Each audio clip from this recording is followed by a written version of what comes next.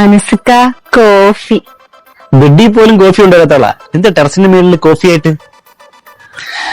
കൂടുതലൊന്നും ചോദിക്കുന്നില്ല, ഉദ്ദേശം എന്താന്ന് മാത്രം പറഞ്ഞാ മതി.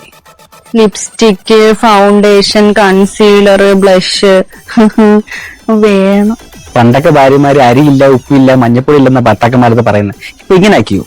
ഇത് ഞാനൊരു ലിസ്റ്റ് പറയാം.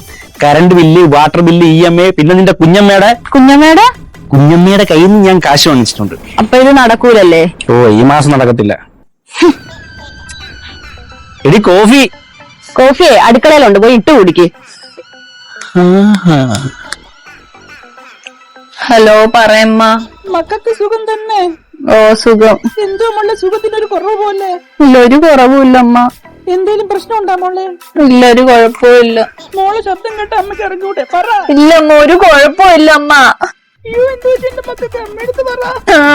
അമ്മ, എനിക്കിവിടെ ജീവിക്കണ്ട അമ്മ, എനിക്കിവിടെ ജീവിക്കണ്ട. എനിക്കിവിടെ ഒരു സമാധാനം ഇല്ല അമ്മ, ഒരു സ്വാതന്ത്ര്യം ഇല്ല അമ്മ. എനിക്ക് വേണമെന്ന് ഒന്നും വാങ്ങിച്ചു തരുന്നില്ല. ഞാൻ അങ്ങനെയാണോ അമ്മ ജീവിക്കേണ്ടത്? പറ അമ്മ, പറ. ഇങ്ങനെയുള്ളവരോട് ജീവിക്കുന്ന എന്റെ പോലെ ഇറങ്ങി വാ, അമ്മ നോക്കിക്കോളാം. ഇപ്പൊ തന്നെ വരാം അമ്മ, ഇപ്പൊ തന്നെ വരാം.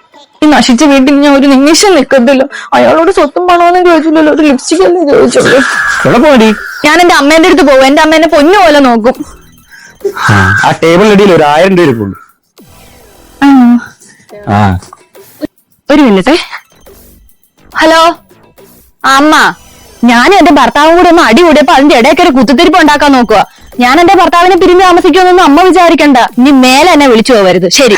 ആയിരം എവിടെ ഇരിക്കുന്നു? ആ ടേബിളിനടി ഇരിപ്പുണ്ട്, അതെടുത്തോണ്ട് കറണ്ട് ബിൽ അടച്ചിട്ട് ആ വഴി വീട്ടിൽ പോക്കോ. ഞാൻ ഒന്നുകൂടി എന്റെ അമ്മയെ വിളിക്കട്ടു. ഹലോ അമ്മ. ഇങ്ങോട്ടങ്ങനെ വിളിക്കാണ്ടല്ലോ, ഇതിന്റെ തലനെ തല്ലി പൊട്ടിക്കും. Bloody full. 1000 എവിടെ ഇരിക്കുന്നു? ടേബിളിനടിയിൽ.